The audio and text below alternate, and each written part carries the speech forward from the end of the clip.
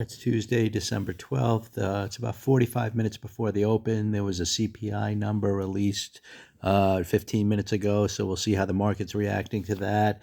Go over yesterday's price action, then go over some key levels to look at going forward here for the SPY on the bigger picture time frames. First of all, yesterday, if we look at it, let's go to the daily chart. It was an up day. We had a green bar coming into the day. We held the midpoint of that bar, and we had a nice green bar to the upside, a two-up bar.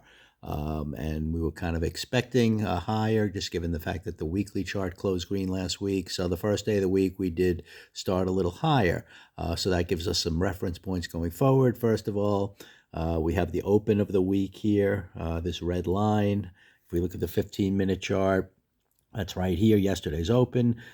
We need to get below there. Also, if we're going to fail on today, we're going to have to kind of get above the high of the previous day and get through the midpoint of that day. That could, if we get some kind of an opening that starts above that and gets to the midpoint of yesterday, maybe that's an outside day, the day outside. That triggers a red week unfolding. And if we get a red week unfolding, we're going to have to see if we get below the midpoint of the prior week, which is this green line. So there's a lot of levels to look at if we want to fail. We're not expecting that. The continuity is to the upside, but we are, at exhaustion risk. Anytime you see bar after bar to the upside on the daily chart, you might have a pullback, and we're early in the week. So those are some of the key levels to monitor: midpoint of yesterday, the open of yesterday, and the midpoint of the prior week. So keep that in mind as we look at the 15-minute chart.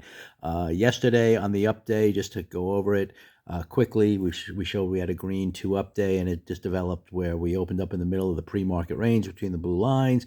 First bar, was green. We followed through higher for a buy signal. We immediately reached our target, which was the pre-market high, had a pullback to the midpoint of the first bar, then a second push up on the day. So there's your classic one push up, second push up, directional green day to the upside.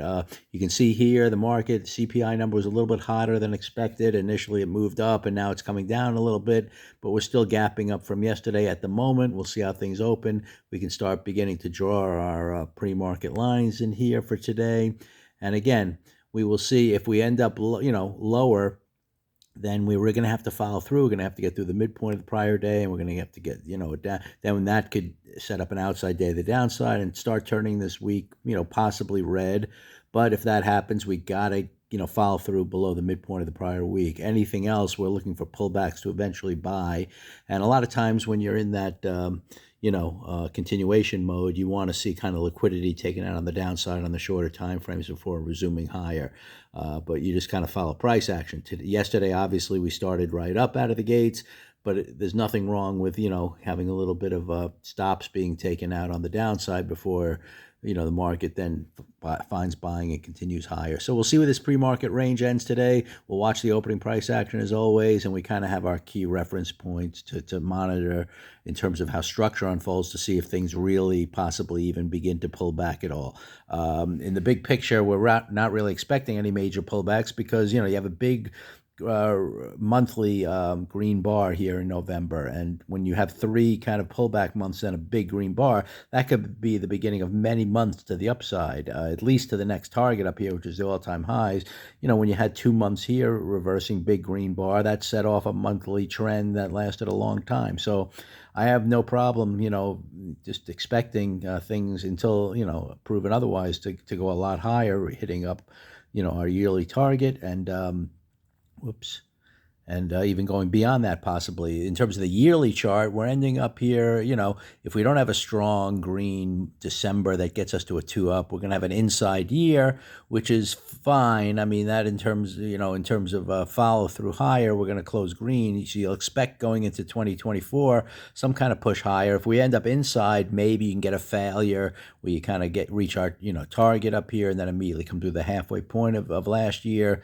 But that's not necessarily, expected. It's just something to monitor for. If anything, the expectation is to close green in some form, whether it's inside or whether it's a 2-up bar at the end of 2023, and that should lead to a little higher at a minimum going into next year. You saw it here in I think 21, I guess that was, we closed green. So we did test the highs, and then we immediately turned red, and that set the down year, continuity all along for 2022. So if we end up green here and probe higher, and then get red into January, fine. We'll start seeing if the yearly chart maybe gets through the halfway point of the prior year.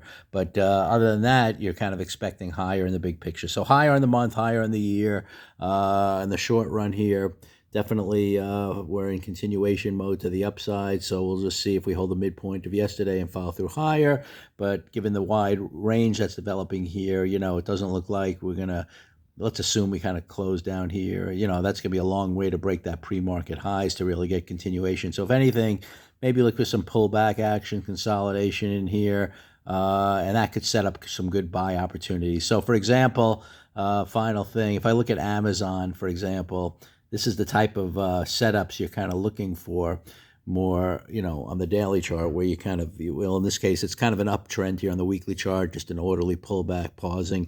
But I like the way you had the hammer bar from yesterday. So a 2 up here is a good actionable signal if we get above the pre-market highs and then kind of work towards some of these targets up here, versus the SPY that's more in SPY is more like this in continuation mode, and therefore it becomes exhaustion risk in the very short run. Maybe you get a pullback. So you're kind of looking for pullbacks here on the SPY to really set up the best, looking opportunities that also align with the pre-market, range that breaks above the pre-market highs in the first bar, that starts the session off, the upside. So we might be in consolidation area here, but the buys are still the upside. So it'll be interesting to see. Maybe we take out these pre-market lows and we don't get through the halfway point of that bar and get kind of a red to green move today. I don't know. And that'll kind of set a target maybe to the highs of the pre-market, but it doesn't look like we're going to get strong follow through above the pre-market highs today, kind of like yesterday. So it might be a little tricky in terms of day trading with, the CPI number today and the